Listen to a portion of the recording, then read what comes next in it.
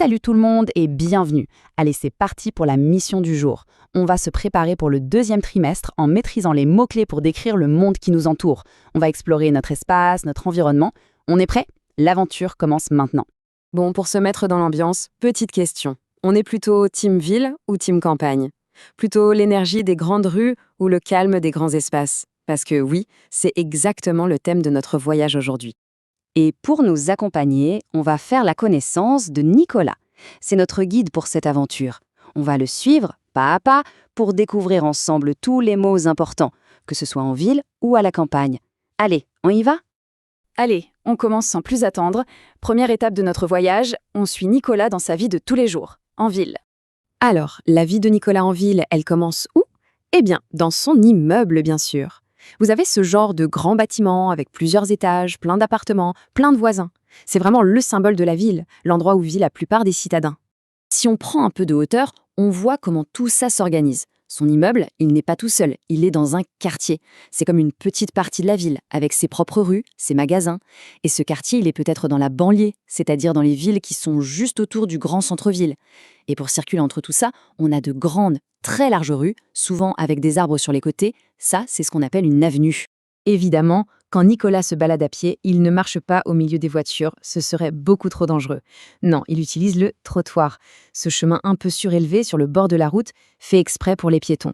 En ville, c'est juste indispensable pour se déplacer en toute sécurité. Et voilà un endroit clé de la ville, le carrefour. C'est le point de rencontre, là où plusieurs rues se croisent. Que l'on soit à pied, à vélo ou en voiture, c'est un endroit où il faut faire super attention. C'est un peu le grand croisement de la ville. Mais attention, une ville, ce n'est pas que des routes et des bâtiments, c'est surtout des lieux où les gens se retrouvent. Par exemple, il y a la place, cette grande zone ouverte où on peut se poser, discuter.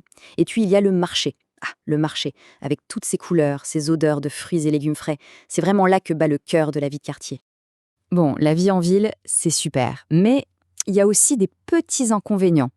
Et le plus connu, c'est l'embouteillage. Vous avez ce moment terrible où toutes les voitures sont à l'arrêt, pare-choc contre pare-choc, et où plus personne n'avance. Là, il faut beaucoup de patience. Et bien sûr, un embouteillage, ça ne vient jamais seul. Ça vient avec le vacarme. C'est ce bruit énorme, super fort et pas du tout agréable. Imaginez les klaxons, les moteurs qui tournent, les sirènes.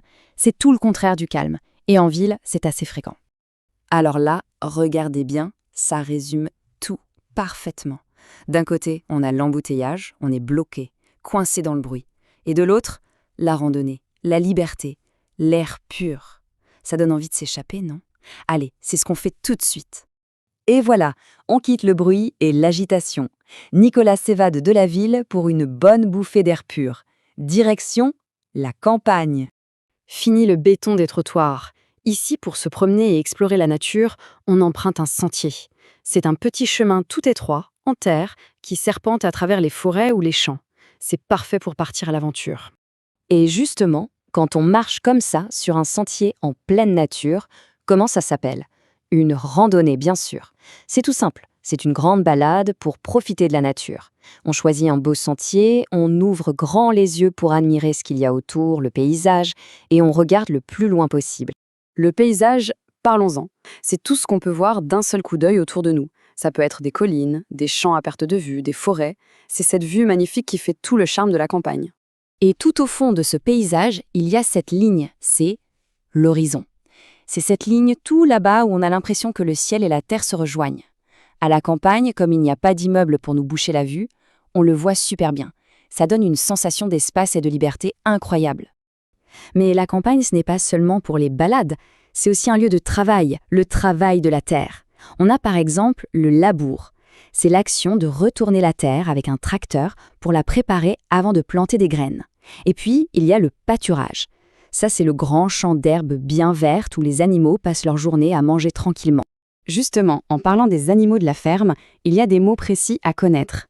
D'abord, le bétail. C'est le mot général pour désigner tous les animaux d'un élevage. Et quand tous ces animaux se déplacent ensemble, en groupe, on ne dit pas un groupe de vaches, on dit un troupeau de moutons, par exemple. Et tout comme Nicolas qui vit dans son immeuble, les animaux de la ferme ont aussi leur propre maison. Les vaches et les bœufs, par exemple, ils dorment et sont abrités dans l'étable. Pour les chevaux, c'est différent. Leur maison s'appelle l'écurie. Voilà, chacun son logement. Et voilà, notre voyage avec Nicolas touche à sa fin. On a exploré la ville, puis on s'est évadé à la campagne. Alors, pour être sûr que tout est bien en place, on fait un petit récap rapide. Ce tableau, il est super pour comparer les demandes. Côté habitation, en ville, c'est l'immeuble. À la campagne, pour les animaux, on a l'étable ou l'écurie. Pour se déplacer à pied, en ville, on a le trottoir. À la campagne, on suit le sentier. Niveau sonore, c'est le grand écart. On passe du vacarme de la ville au grand calme de la nature. Et pour la vue, en ville, elle est souvent bloquée par les bâtiments, tandis qu'à la campagne, le regard porte jusqu'à l'horizon. Deux mondes, deux ambiances, et donc deux vocabulaires bien différents. Bon, on arrive à la fin de notre exploration. Maintenant, avec tous ces nouveaux mots en poche, une dernière question pour la route. Si on te demande de décrire le paysage juste autour de chez toi, quels mots est-ce que tu utiliserais? Plutôt ceux de la ville, ceux de la campagne, ou peut-être un mélange des deux? C'est une bonne question pour continuer à y réfléchir. Allez, à très bientôt pour une nouvelle mission.